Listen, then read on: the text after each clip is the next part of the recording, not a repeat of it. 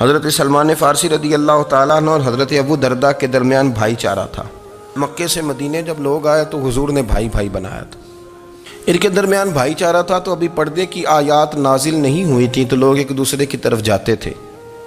حضرت سلمان فارسی رضی اللہ تعالیٰ عنہ حضرت ابو دردہ رضی اللہ تعالیٰ عنہ کے گھر میں تشریف لے گئے تو دیکھا کہ ان کی بیوی بڑی غمگین بیٹھی ہیں۔ تو ہم نے فرمایا بہن کیا ہوا؟ تو کہنے لگی تمہارے بھائی کو دلچسپی کوئی نہیں رہی، ہر روز روزہ رکھ لیتا ہے اور ساری رات نفل پڑھتا ہے۔ حضرت سلمان فارسی کہنے لگے ٹھیک ہے کر لیتے ہیں بندوبست۔ نماز دین ہے کہ نہیں؟ دین ہے نا یہ چیزیں۔ لیکن حضرت سلمان فارسی جناب ابو دردہ سے کہنے لگے آج میں نے تیرے گھر میں رہنا رات کو، کیونکہ وہ تو ساری رات نماز پڑھتے تھے، نفل پڑھتے تھے۔ انہوں نے کہا ٹھیک ہے، ایک بستر لا کے بچھا دیا حضرت سلمان فارسی کے لیے۔ سلمان فارسی فرمانے لگے دوسرا بھی لا۔ کہا وہ کیا کرنا ہے؟ فرمانے لگے تو نے بھی سونا ہے، میں نے بھی سونا ہے، تو نے بھی سونا ہے، عشاء پڑھیں گے اور پھر دونوں سوئیں گے۔ کہا میں نے تو نماز پڑھنی ہے۔ فرمایا تہجد کے وقت اٹھ کے پڑھیں گے، اللہ کے رسول بھی رات آخری حصے میں جا کے نماز پڑھتے ہیں۔ ادھر ساتھ سلا لیا، وہ تھوڑی کو دیر سوئے، اب عادت تھی ساری رات اٹھنے کی، ذرا اٹھنے لگے بستر سے تو حضرت سلمان فارسی فرمایا چپ کر کے سو جا، وہ بڑی رات پڑی ہوئی، چپ کر کے سو جا۔ وہ لیٹ گئے، پھر اٹھنے لگے تو فرمایا سو جا چپ کر کے، بڑا ٹائم ہے۔ سحری کے وقت اٹھے، نفل پڑھے۔ ان کا ارادہ تھا روزہ رکھنے کا تو فرمانے لگے کل رکھا تھا نا نفلی روزہ، جی رکھا تھا، پرسوں بھی رکھا تھا، ترسوں بھی رکھا تھا۔ فرمایا آج نہیں رکھنا، آج میں تیرا مہمان ہوں، سارا دن کٹھے مل کے روٹیاں کھائیں گے، آج نہیں روزہ رکھنا، سلا دیا۔ اب حضرت ابو دردہ رضی اللہ تعالیٰ عنہ کہہ تو کچھ نہ سکے، پر کہنے لگے سلمان تم پتہ تم کیا کر رہے ہو؟ نہ تم نے مجھے رات اٹھ کے زیادہ نفل پڑھنے دیے، سویرے روزہ نہیں رکھنے دیا۔ تو حضرت سلمان فارسی کہنے لگے کوئی لمبی بات تو نہیں نا، چلتے ہیں نا ابھی فجر میں مسجد نبی میں، تو نبی پاک کو بتاتے ہیں سرکار دو عالم علیہ السلام کی خدمت میں تو اپنی بات کرنا، میں اپنی کروں گا، حضور نتیجے کا اعلان فرما دیں گے، بات طے ہو جائے گی۔ حاضر خدمت ہوئے، عرض کی یا رسول اللہ صلی اللہ تعالیٰ علیہ وسلم یہ ساری رات نفل پڑھتے ہیں، ہر روز روزہ رکھتے ہیں، ان کی اہلیہ غمگین بیٹھی ہیں، حکم فرمائیں۔ تو نبی پاک صلی اللہ علیہ وسلم نے فرمایا پھر ہوا کیا؟ یا رسول اللہ میں نے رات سلایا ہے، سحری میں اٹھایا ہے، سویرے روزہ نہیں رکھنے دیا۔ نبی پاک نے فرمایا سلمان فارسی نے ٹھیک کیا، سلمان فارسی نے ٹھیک کیا۔ پھر حضور نے فرمایا، نبی کریم نے فرمایا ابو دردہ تیرے اوپر اگر اللہ کا حق ہے، اس کے رسول کا حق ہے، دین کا حق ہے، تو فرمایا تیری آنکھ کا بھی تیرے اوپر حق ہے، تیرے وجود کا بھی تیرے اوپر حق ہے۔ یہ حضور نے فرمایا تیرے بچوں کا بھی تیرے اوپر حق ہے، تیری بیوی کا بھی تیرے اوپر حق۔ اس حق کو بھی سمجھیں، حقوق اللہ بھی ہیں، پر تیری آنکھ کا بھی تیرے اوپر کیا مانا کہ تیری آنکھ سونا چاہتی ہے تو اسے سلا بھی، تیرے وجود کا بھی تیرے اوپر حق ہے، تو تیرا وجود آرام کرنا چاہتا ہے تو اسے آرام بھی کرا۔ اور پھر وہاں نبی پاک صلی اللہ علیہ وسلم نے فرمایا میں تم سب، سننا یہ لفظ حدیث کے، حضور نے اسی موقع پر فرمایا میں تم سب سے زیادہ اپنے رب کو جانتا ہوں اور میں تم سب سے بڑھ کر اپنے رب سے ڈرتا ہوں۔ حضور فرمانے لگے میں روزہ بھی رکھتا ہوں، افطار بھی کرتا ہوں، یعنی کبھی رکھتا ہوں اور کبھی نہیں رکھتا۔ فرمایا میں نفل بھی پڑھتا ہوں اور اپنی بیویوں کو وقت بھی دیتا ہوں۔ سرکار مسجد میں بھی آتے تھے، نواسوں کے ساتھ کھیلا بھی کرتے تھے، ان کے ساتھ پیار بھی کرتے تھے۔ تو اتنے بڑے حقوق حضور نے بیان فرمائے عورتوں کے کہ تمہاری بیوی کا بھی تمہارے اوپر۔ لو ایک حدیث بخاری کی اور یہاں بیان کر دیتا ہوں۔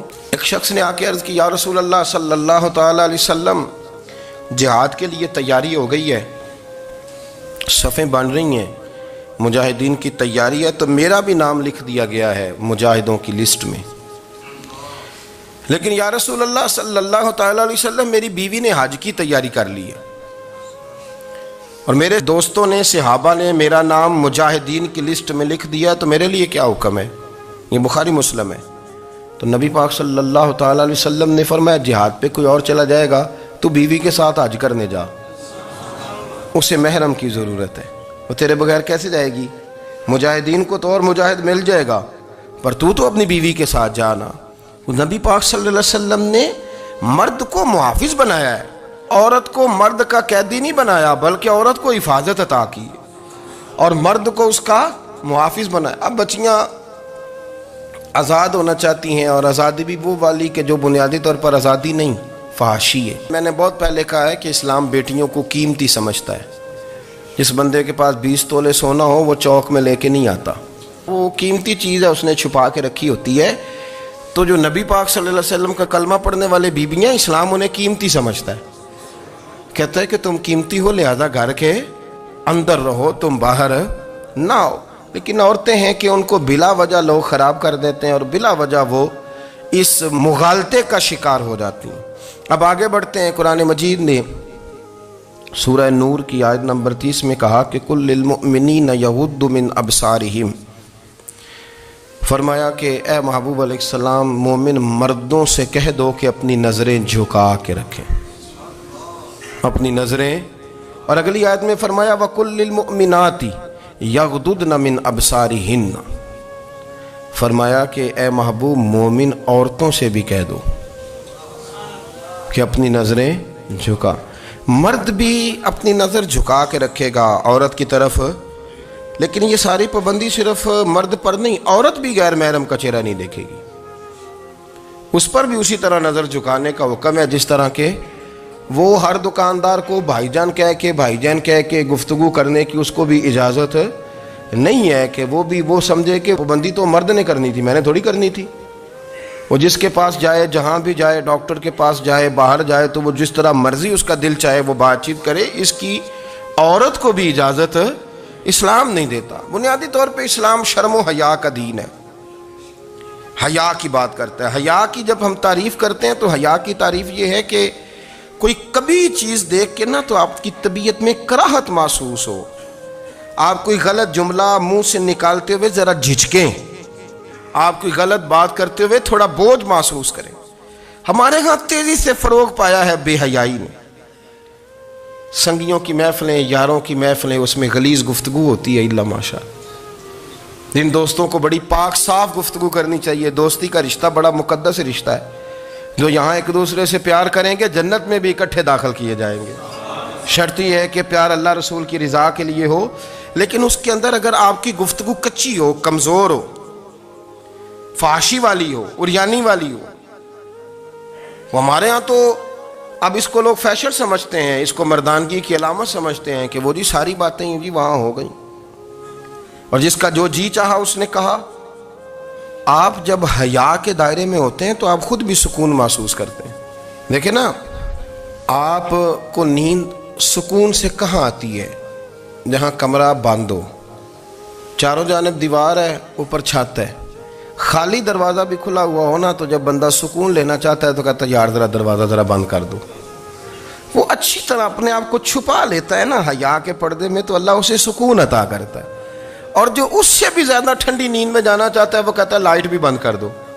اب وہ مکمل طور پہ سمجھتا ہے کہ میں چاروں جانب سے چھپ گیا ہوں، اگر میں کھل کے بھی سو جاؤں گا تو میرا چونکہ پردہ قائم ہے تو مجھے کوئی دشواری نہیں ہوگی۔ آپ جب چھپ جاتے ہیں، جب آپ حیا کے اندر سمٹ جاتے ہیں، جب آپ چادر کے اندر آ جاتے ہیں تو آپ بہت ساری جگہوں پہ آسانی محسوس کرتے ہیں۔ تو حیا تو آپ کو سکون دیتی ہے، حیا تو دل کو راحت دیتی ہے۔ میں بڑی ذمہ داری سے بات عرض کرتا ہوں، قرآن مجید نے نا ایک مقام پہ مذاق کو، ایک مزاح ہوتا ہے خوش طبی، وہ نہیں مذاق اڑانا، قرآن پاک نے نا مذاق کو ایک جگہ پہ جاہلوں کا طریقہ بھی قرار دیا ہے۔ بنی اسرائیل کے لوگوں سے حضرت موسیٰ نے کہا کہ گائے ذبح کرو اور ایک ٹکڑا مقتول کو مارو، زندہ ہو کے خود بتا دے گا مجھے کس بندے نے قتل کیا۔ تو کہنے لگے آپ ہمارے ساتھ مذاق کر رہے ہیں۔ تو قرآن مجید کہتا ہے کہ حضرت سیدنا موسیٰ علیہ السلام فرمانے لگے اعوذ باللہ ان اکون من الجاہلین، فرمانے لگے میں اللہ کی پناہ مانگتا ہوں کہ میں جاہلوں میں سے ہو جاؤں۔ یہ مذاق کرنا تو جاہلوں کا طریقہ ہے۔ اگر آپ کی زبان سے بے حیائی کا جملہ نکل گیا، اگر آپ کی زبان سے بے حیائی کا جملہ نکل گیا، آپ نے کہہ دیا کہ ہم آزاد لوگ ہیں، جو مرضی کریں گے، جو مرضی کہیں گے، جو ہمارا دل میں آئے گا کریں گے، تو پھر تو لوگ آپ کا وہ حشر کریں گے کہ آپ سے برداشت ہی نہیں ہوگا۔ جس کا لوگ مذاق بنا لیتے ہیں اور جو مذاق بن جاتا ہے پھر اسے کوئی جینے دیتا ہے؟ آپ حیا کی چادر میں چھپیں گے تو بچیں گے۔ اگر آپ نے اپنا مذاق بنوا لیا یہ کہہ کے کہ میں نے مرضی کرنی ہے، پھر یاد رکھنا چھپنے کو جگہ نہیں ملے گی، پھر تکلیف میں آ جائیں گے، پھر بہت بڑی اذیت کا شکار ہو جائیں۔ شرم و حیا، عرب کے اندر جو کنواری لڑکیاں تھیں ان میں بڑی حیا ہوتی تھی، الحمدللہ میں بڑے فخر سے کہتا ہوں کہ میرے پنجاب کی، میرے پاکستان کی بیٹیاں بھی 20 دفعہ ان کا ابا کہے تیری شادی کرنی ہے تو وہ آنکھ نہیں اٹھا پاتی آج بھی۔ یہ تو وہ چند لوگ ہیں جو کہتے ہیں ہم ہائی کلاس ہو گئے، ہمیں نہیں پتا کہ وہ روشن خیال ہو گئے ہیں کہ روغن خیال ہو گئے، پتہ نہیں کدھر چلے گئے۔